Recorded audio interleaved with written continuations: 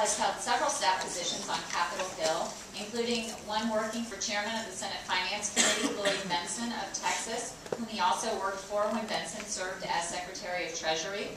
He worked for former House Judiciary Committee Chairman Jack Brooks, and on the Senate Finance Committee under Chairman Russell Long of Louisiana. Ron also has experience here in the Commonwealth, working as the Chief of Staff to the late Lieutenant Governor of Virginia, J. Sargent Reynolds. Working in government affairs since leaving Capitol Hill, he represents McGuire Woods Consulting's global network of clients on issues with a wide variety of both legislative and administrative agency matters. This morning we have asked him to share his insight into the threat of sequestration and how the imposition of across-the-board federal budget cuts and tax increases will impact the economy and businesses in Northern Virginia in particular and here in Loudoun County. So with that, if you could please join me in welcoming Ron Platt.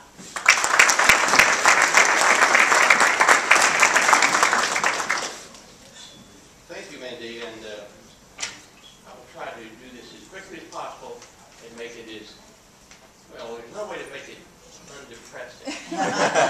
It just is.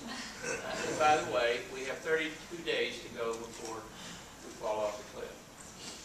Or not. What's happened since I started thinking about this and before Sandy came along, we delayed this. We did have an election. The president was reelected. The Democrats picked up an additional 2 seats in the Senate. And while the Republicans maintained control of the House, the Democrats did pick up 8 seats. All this is the fact that this increases the president's leverage in the negotiations that are ensuing. What's going to happen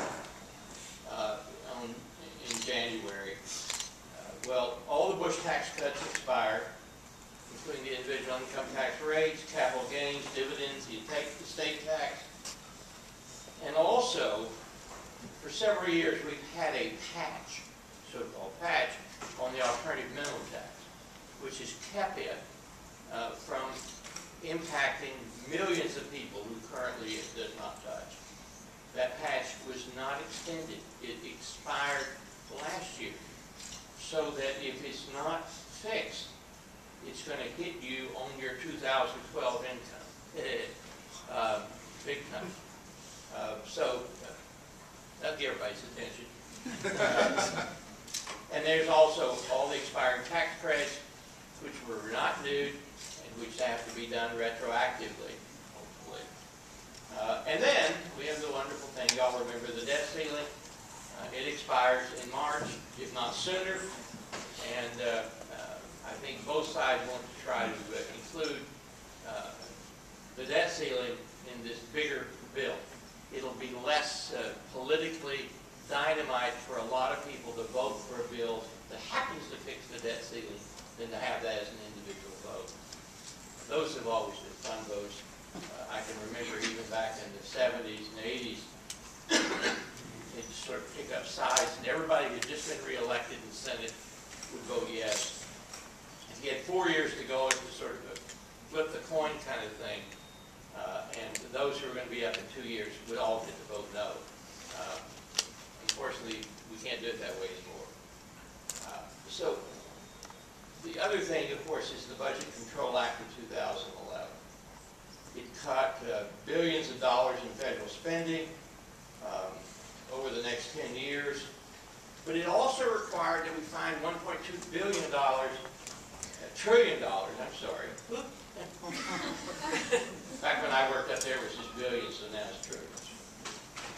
In additional cuts and or revenue as part of the whole deal to increase the debt ceiling. It created the so-called Joint Select Committee on Deficit Reduction, which you've probably heard of, referred to as the Super Committee, which was supposed to find the additional 1.2 in cuts in revenue. It didn't. It failed to meet that target, and then automatically the backup plan was sequestration. The sequestration put caps on discretionary programs, spending programs, with cuts totaling $1 trillion over 10 years. 4% of those are in non-defense discretionary programs and 7.5% in defense spending. What really happened here was Congress tried to bluff itself into fixing the problem and then calls its own bluff, but failing to compromise. It's an interesting situation. And of course, it's their fault, whoever they are, as long as it's not you. Congress has not done anything about the fiscal cliff since it became obvious that we had this problem, except sort of beating each other over the head with it. You're responsible, you're responsible. The Republicans want to halt the defense cuts by making even deeper cuts in non-military spending. Democrats want to roll back both cuts if the Republicans will agree to a mix of both revenue and spending cuts. When does sequestration hit? Well, doomsday is January the 2nd, 2013 at midnight. So if you want to stay up, and I don't think anything much will happen, but when you wake up the next morning, the world's going to be different. The threat of sequestration was the only thing that allowed the Speaker of the House, Speaker Boehner, to get the votes to avoid a default when they were debating the debt ceiling and increase the debt ceiling. We face a unique situation because the new fiscal year started October 1st. And so in the first year, all the cuts will be compressed into a 9-month period, which will make it even more difficult that first year. The cuts of about $109 billion a year will be split 50-50 between defense and non-defense spending. 54 billion in cuts in defense and an equal amount in domestic spending. There are some exempt areas. In the area of Medicare, for example, there's only no cuts in terms of people who are recipients of Medicare. Unfortunately, Medicare providers, which several are my clients, are going to get 2% in reduced expenditures. Just lock 2% off of what you would be normally reimbursed. The reductions in 2012 are also more difficult than they will be in the out years, if in fact they happen, because it's just going to be across the board, all accounts, no discretion. It's just everything gets hit. Where in the out years, Congress will be able, through the appropriation process, to sort of go, okay, we're not going to cut as much here, we will cut more there if this goes forward. Let's talk about domestic spending real quickly, because that affects you as well. There are exempt areas. They include Social Security, food stamps, refundable income tax credits, Medicaid. But what does it hit? Well, everything else. Infrastructure, you're talking about roads and a metro system. Infrastructure and domestic security cuts, that includes transportation, air defense, air transportation security, education, special education, disaster relief, all of that stuff gets cut. And then in social programs as well, that includes the CDC, Center for Disease Control, the FDA with food and drug safety, mental health block grants, substance abuse programs, social service block grants. Those all go out to the states and counties, so you're going to face cuts at the county level in all those areas as well as in child welfare services and a variety of others.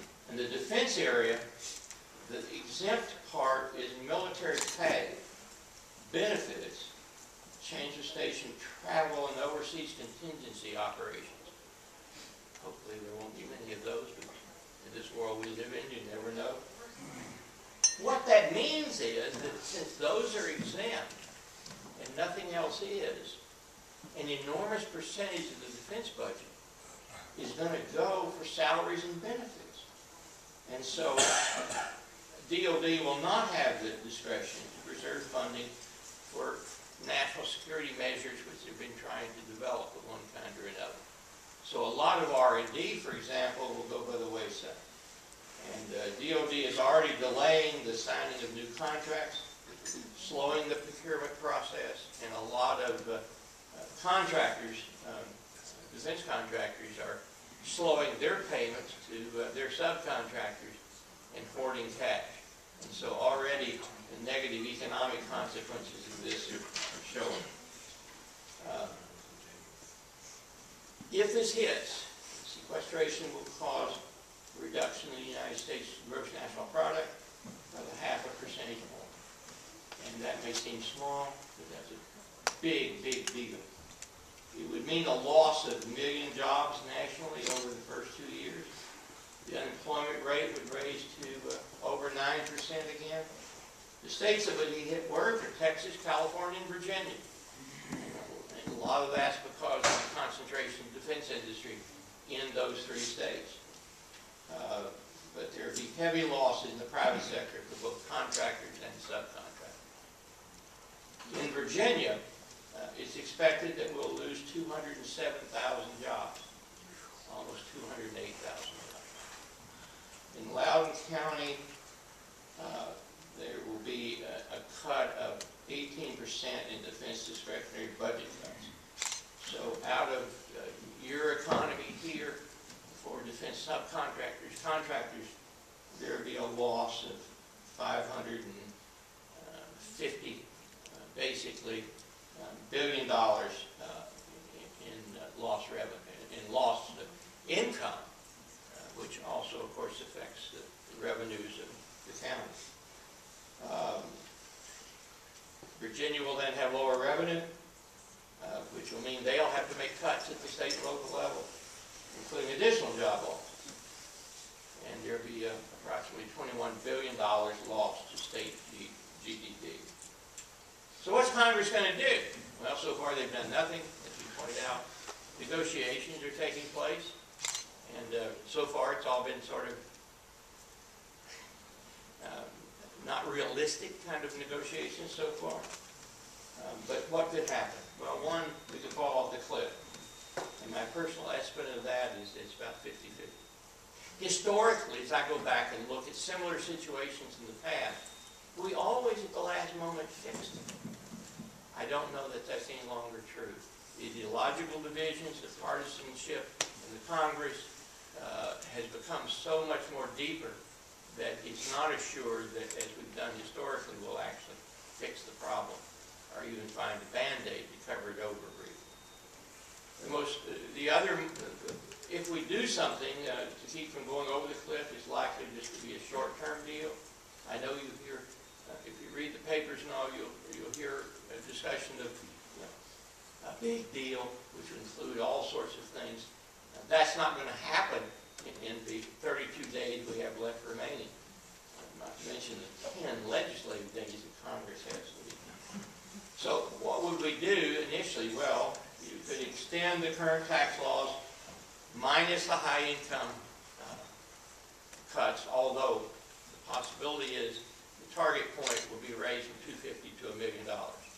$250 goes back to 1992. There's been a little bit of inflation, a little bit of change since then. And $250 may have sounded like a lot of income back in 1992. And it doesn't as much today, obviously. So, but that was a major plank of the president's campaign. He's not going to give on that point. He will go up to $1 million because senior White House staff are basically telling people that they will. And the rest of the deal would include increasing the debt limit, probably through at least a year, and postponing sequestration. Postponing sequestration means you don't get the budget cuts. But what you would do in the legislation, understanding that one Congress cannot bind another, and we'll have a whole new one in January of 2013. But there are ways that they can put into the law requiring the Congress in 13 to deal with these problems. But there's including, as part of that, a major tax reform, which would not only simplify the code, but perhaps raise substantially more revenue, even though rates might be lower, because we would get rid of a lot of exemptions. And I think there was a story yesterday on the front page of the Washington Post, and it's true, that people are very serious about all the preferences in the code. If we're going to lower people's individual rates, rates, then we're going to have to get rid of them. One of the sacred ones historically has been the deduction for mortgage, your interest paid on your mortgage, and even it is under serious consideration of either eliminating it, which I think would be pretty difficult, but lowering the cap. Currently, you only deduct the interest on the first $1 million, but that could be lowered to $500,000, and certainly that wouldn't affect a lot of people's lives, but certainly some of my neighbors in Fairfax County it would. And our mortgage isn't that much, even though the house is probably got to be that worth now. So, but there's no time in a lame duck session to fix all of this, to do a big budget deal. But here's the point. If we're able in 13, laying the framework this year and keeping us from going over the cliff, we could do a major revision of the tax code, do a major budget deal in the context where everybody else in the world is in economic trouble and can't seem to fix their debt or their debt issues. Look at the European Union for an example. And this could usher in a really new golden age in the U.S. economy. I'd like to think we're going to have the courage to meet that change and do that. And it's possible, but it's more likely we'll sort of continue to sort of trip along as we